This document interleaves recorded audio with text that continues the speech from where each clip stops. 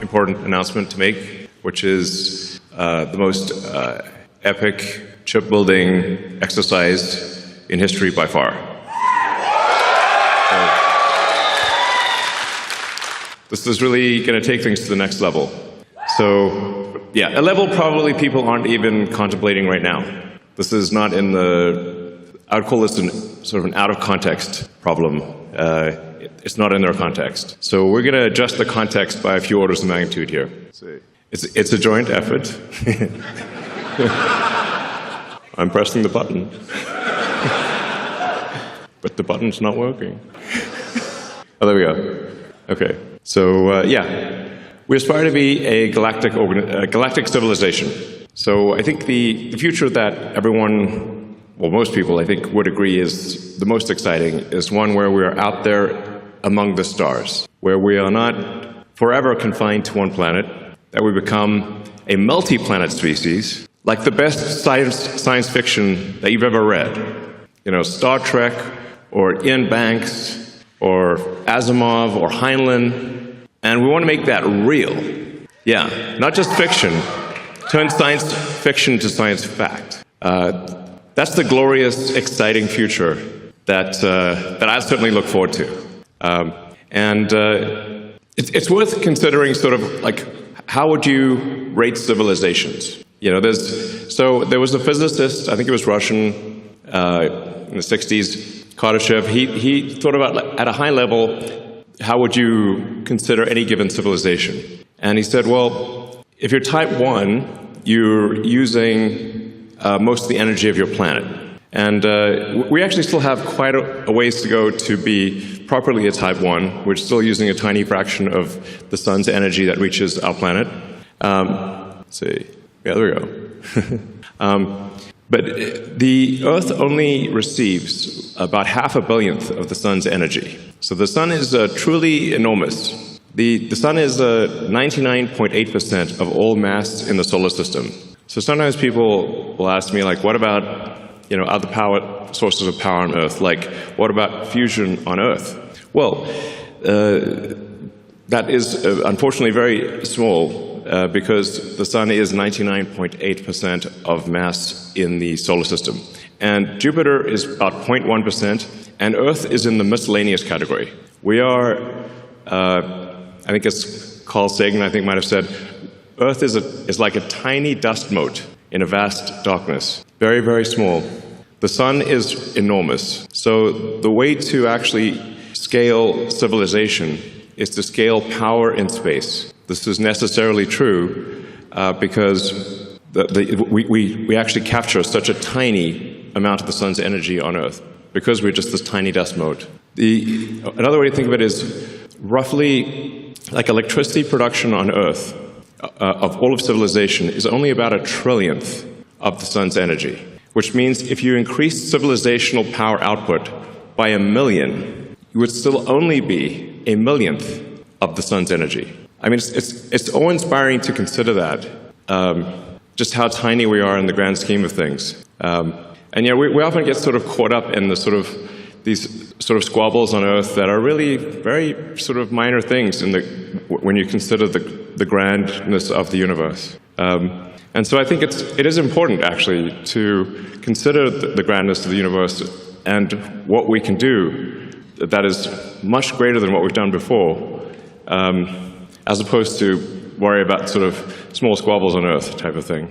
Not much point in that. Yeah, we want to be a civilization that expands to the galaxy with spaceships that anyone can go anywhere they want at any time. That would be epic. And have a city on the moon, cities on Mars, populate the solar system, and send spaceships to other star systems. That sounds like the best possible future. You know? So to do that, we need to harness the power of the sun. And so a terafab, while it is enormous, a terawatt of compute per year is enormous by our sort of civilizational standards. It is still just one step along the way of being even a Kardashev. You're still have a long way to go to even be a Kardashev 2 level civilization, and you're not even registering as a Kardashev 3. So it's a very big thing by current human standards, but still small in the grand scheme. But very difficult for humans. So to accomplish this very difficult goal really requires a combination of efforts of SpaceX, XAI, and Tesla working together to create this epic TERAFAB project. So.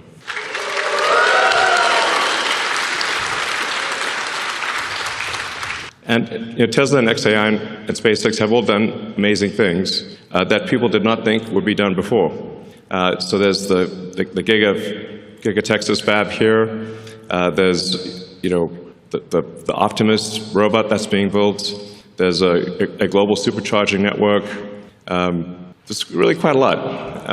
And it wasn't that long ago when people thought electric cars wouldn't amount to anything. And there were basically no electric cars for sale when Tesla started. And people said it was impossible, and now Tesla's making 2 million electric cars a year. Yeah.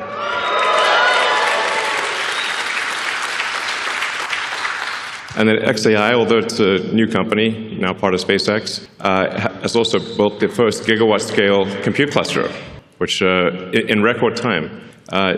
Jensen Huang from NVIDIA said he'd never seen anything built so fast in his life before. So a great compliment from NVIDIA. And then SpaceX, well, I guess you can read it for yourself. Well, you already know. I mean, the reusable rockets, people said that reusable rockets weren't possible, and even if you did do them, they wouldn't be economically feasible. So we did them, and then we made them economically feasible. And now we've landed over 500 times. And then we did the Falcon Heavy, and now we're doing Starship.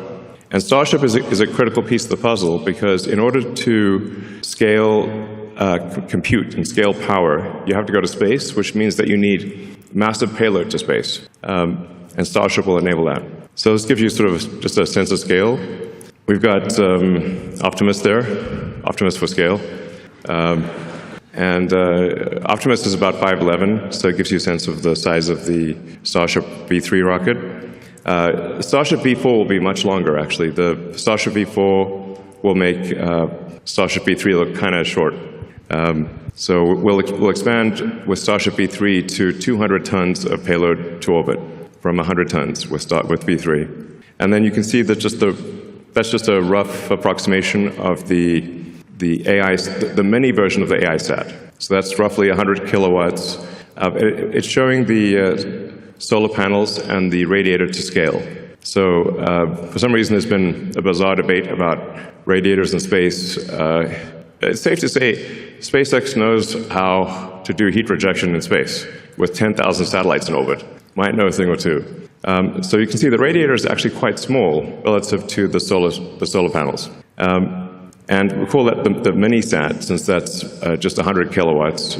We expect future satellites to probably go to the megawatt range. Yeah.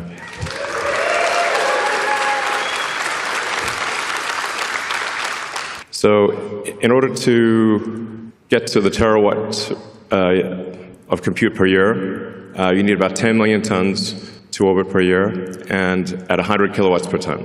But we're confident this is feasible. Like, no new physics or impossible things are required to get there. So I'm confident, actually, that SpaceX will get to 10 million tons to orbit per year. And then we're building up to a terawatt of solar. So that will solve the solar problem, the power generation. So then the key missing ingredient is therefore a terawatt of compute. So this announcement is about solving the key missing ingredient. To give you a sense of what we're talking about, the current output of AI compute is roughly 20 gigawatts per year. This chart explains why we need to build the TERAFAB. Because all of the rest of the output from Earth is about 2% of what we need. So if you add up all the fabs on Earth combined, they're only about 2% of what we need for the terawatt project, or TERAFAB project. So, we certainly want our existing supply chain, to be clear. We're very grateful to our existing supply chain to Samsung, TSMC, Micron, and others. And we would like them to expand as quickly as they can, and we will buy all of their chips. I have said these exact words to them. But there's a maximum rate at which they're comfortable expanding, but that rate is much less than we would like. And so we either build the TERAFAB or we don't have the chips. And we need the chips, so we're going to build the TERAFAB.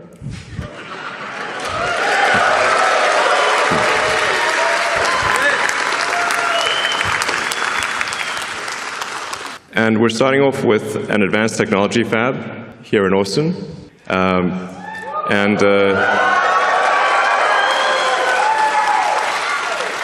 And I believe Governor Abbott is in the audience. I'd like to thank Governor Abbott and the state of Texas for their support. All right. So in the advanced technology fab, we will have all of the equipment necessary to make a chip of any kind, logical memory, and we will also have all of the equipment necessary to make the lithography masks. So in a single building, we can create a lithography mask, make the chip, test the chip, make another mask, and have an incredibly fast recursive loop for improving the chip design. To the best of my knowledge, this doesn't exist anywhere in the world, where you've got everything necessary to build logic, memory, and do packaging, and test it, and then do the masks, improve the masks, and just keep looping it. So, we're not just going to do conventional compute in this. I think there's some very interesting new physics that is potentially, that actually I'm confident will work. It's just a question of when. So this is we're really going to push the limit of physics in compute. And we're going to try a bunch of wild and crazy things, which you can do if you've got that fast iteration loop. That I can't emphasize enough the importance of being able to make a chip, test it, and then change the design, do another one, and have that in a single building. I think that our recursive improvement with that situation is probably an order of magnitude better than anything else in the world. Yeah.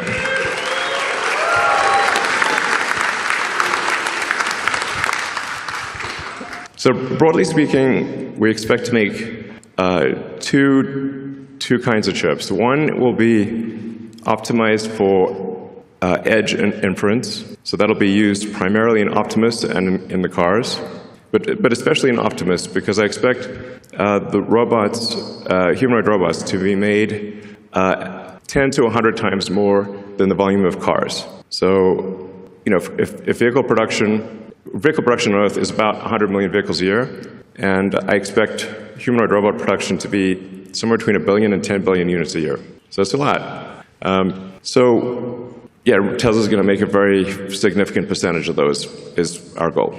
And then we need a high-power chip that is designed for space, that takes into account the more difficult environment in space, where you've got high power, you've got high energy ions, photons, you've got electron buildup. It's a hostile environment in space. So you want to design the chip, you want to optimize it for space.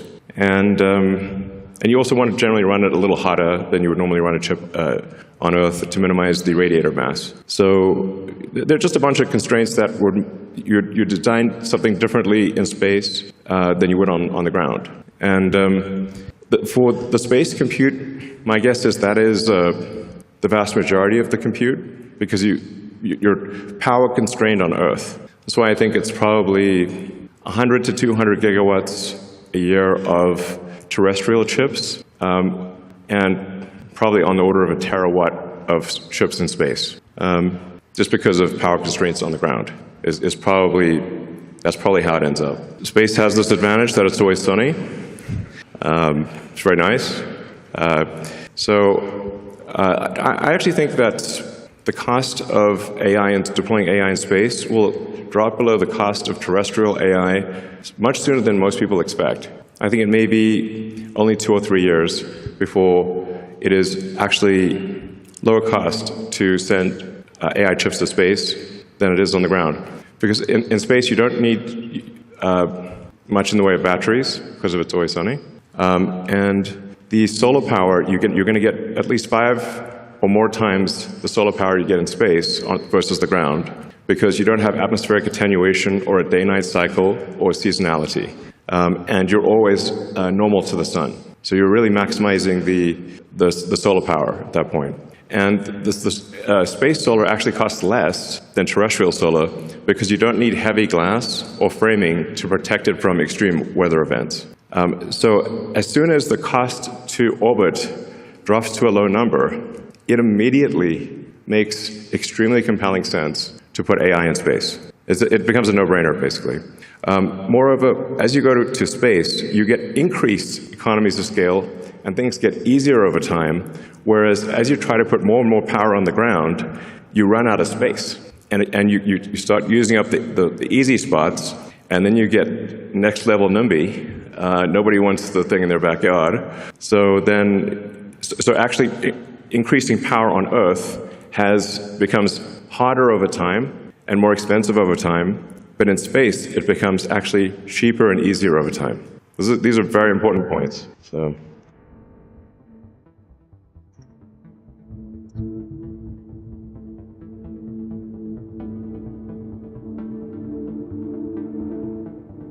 Yeah.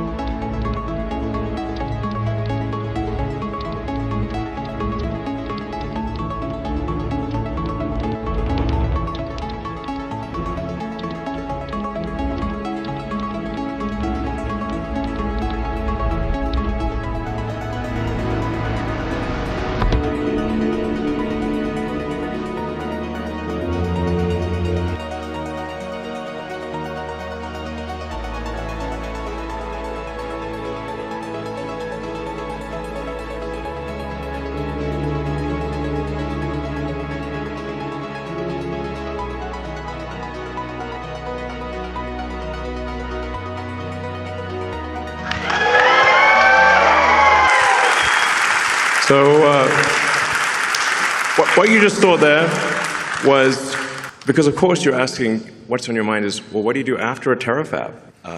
Don't think small. Well, yeah, good point. So we, how do you get to a petawatt is the obvious next question. And you get there by having an electromagnetic mass driver on the moon with robots, with Optimi, and obviously lots of humans. And with that, you can send a petawatt. You can create a petawatt of compute and send that to deep space. Because on the moon has no atmosphere and has 1/6 Earth gravity. So you don't need rockets on the moon. You can literally accelerate it to escape velocity from the surface. And that dramatically drops the costs, once again, of harnessing power and enables you to go 1,000 times bigger than a terawatt. So for sure, the future I want to see, I want us to live long enough to see the mass driver on the moon, because that's going to be incredibly epic. Yeah.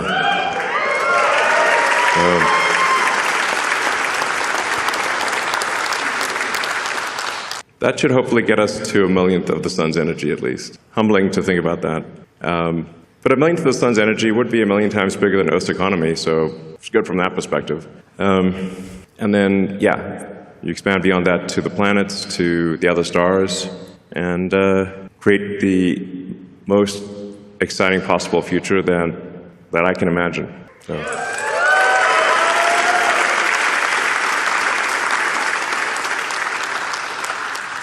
This looks a bit like the opening in Idiocracy with Mike Judge. Unlocking an age of amazing abundance. Yeah, obviously the elements of that are sustainable energy, space travel, and AI and robotics that bring amazing abundance to everyone. It's really the only path to amazing abundance is AI and robotics, which is not to say it can't go wrong. Hopefully, but I think it'll probably go right, and it'll be a future that you love. It's the best future I can think of, at least. And then we go beyond the moon, beyond Mars, and we sail through the rings of Saturn. Now, wouldn't it be amazing if you could buy a trip to Saturn? Or frankly, if you just have a trip to Saturn, I think things will just be free in the future. It sounds nuts, but if you've got an AI robotics economy that is anywhere close to 1 million times the size of the current Earth economy, literally any need you possibly want can be met. If you can think of it, you can have it. So I think Ian Banks, in his culture books, has it pretty much right, where there actually isn't money in the future, and there's abundance for everyone. If you can think of it, you can have it. That's it. Which means anyone could have a trip to Saturn. It won't be, just a few people. If you want it, you can have it. Yeah. So.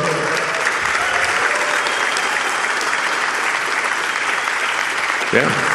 Join us on this journey and help us design incredible chips and make incredible chips and build a terawatt of chips, a terawatt of solar, and 10 million tons to orbit per year. Thank you.